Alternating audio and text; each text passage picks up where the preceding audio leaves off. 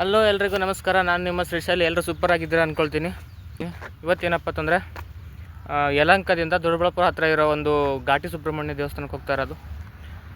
ಬನ್ನಿ ನೋಡೋಣ ಹೆಂಗಿರುತ್ತಂತ road trip. ನನ್ನ ಈ ಬೈಕ್ ಮೇಲೆ ಹೋಗ್ತಾ ಇರೋದು. ಮಳೆ ಬರುತ್ತೆ ಎಲ್ಲೋ ಗೊತ್ತಿಲ್ಲ. ನಿನ್ನೆ ಮೊನ್ನೆ 2 ದಿವಸ ಮಳೆ ಬಂದಿತ್ತು, ಇವತ್ತೇನೋ ಗೊತ್ತಿಲ್ಲ. ಬನ್ನಿ ನೋಡೋಣ. ಮೋಟೋ ವ್ಲಾಗ್ ವಿವಲ್ ಹೋಗೋಣ.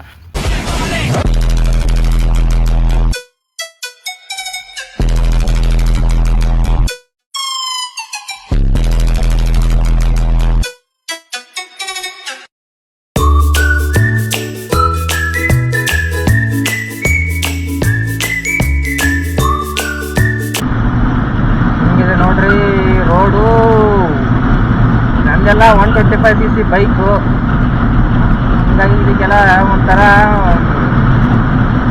ಎಕ್ಸ್ಪಲ್ಸು ಇಲ್ಲ ರಾಯಲ್ ಎನ್ಫೀಲ್ಡು ಯಾವುದೇ ಕಂಪ್ನಿ ಬೈಕ್ ಆದರೂ ಓಕೆ. ಹೆಂಗಿರುತ್ತೆ royal Enfield old version bike. ಈ ಥರ ರೋಡ್ ಇರಬೇಕು, ಒಳ್ಳೆ ಕೆಪಾಸಿಟಿ ಇರೋಂಥ ಬೈಕ್ ಇರಬೇಕು.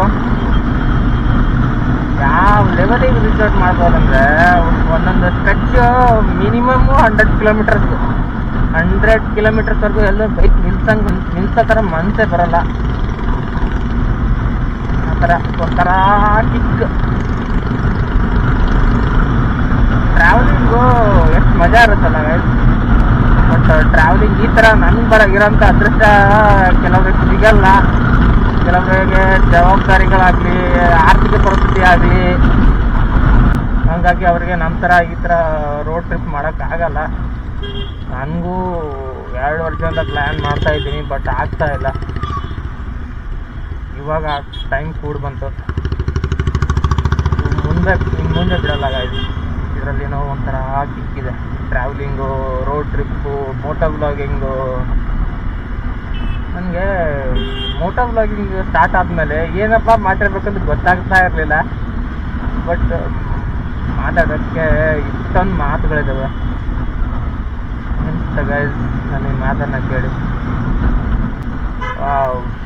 ನಾನು ಅಂದ್ಕೊಳ್ತಿದ್ದೆ ಈ ಮೋಟೋ ವ್ಲಾಗಿಂಗು ಏನಪ್ಪ ಮಾತಾಡೋದು, ಕ್ಯಾಮರಾ ಆನ್ ಮಾಡಿ ಮಾತಾಡೋಕ್ಕೆ ಹೆವಿ ಮಾತಿರೋದು. ಮೊನ್ನೆ ಒಂದು ಮಾಡಿದೆ ವಿಡಿಯೋ ಮೋಟೋ ವ್ಲಾಗಿಂಗು. ಅದರಲ್ಲಿ ಯಾವ ಥರ ಅಂದರೆ ಜಸ್ಟ್ ಕ್ಯಾಮ್ರಾ ಆನ್ ಮಾಡಿದೆ, ಅದಾದಮೇಲೆ ಬ್ಲೂಟೂತ್ ಹಾಕಿದ್ದಲ್ಲ, ಬ್ಲೂಟೂತ್ ಹಾಕ್ಬಿಟ್ಟು ಹೋಗ್ತಾ ಇರೋದಷ್ಟೇ. ಸಾಂಗ್ಸ್ ಎಷ್ಟೊಂದು ಮಾತಾಡ್ತಾ ಇದ್ದೀನಿ, ಸುಮಾರು 15 ಕಿಲೋಮೀಟ್ರಿಂದ ಬರ್ತಾ ಇರೋದು. ಹಂಗೆ ಮಾತಾಡ್ಕೊತಾನೆ ಬರ್ತಾ ಇದ್ದೀನಿ. ಅಂತೂ ಅದು ಬಂದುಬಿಟ್ಟೆ ದೊಡ್ಡಬಳ್ಳಾಪುರ ರೋಡು.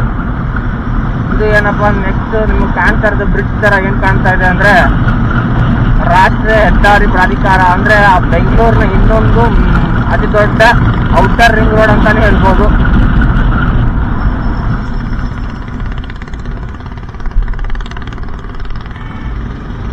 ನನಗೆ ಕೆಲವು ಟೈಮ್ ಅನ್ಸೋದು ಏನಕ್ಕಪ್ಪ ಕ್ಯಾಮ್ರಾ ಆರ್ಡ್ರ್ ಮಾಡಬೇಕು, ಕ್ಯಾಮ್ರಾ ಏನಕ್ಕಪ್ಪ ತೊಗೋಬೇಕು, ಕ್ಯಾಮ್ರಾ ಮೊಬೈಲಲ್ಲೇ ಮಾಡ್ರೂ ಆಗುತ್ತಲ್ಲ. ಮೊಬೈಲಲ್ಲೇ ಒಳ್ಳೆ ಕ್ವಾಲಿಟಿ ಕ್ಯಾಮ್ರಾ ಇದೆ, ಮಾಡ್ಬೋದಲ್ಲ. ಸುಮ್ಮನೆ ಏನಕ್ಕೆ ಇನ್ವೆಸ್ಟ್ಮೆಂಟ್ ಮಾಡಬೇಕು,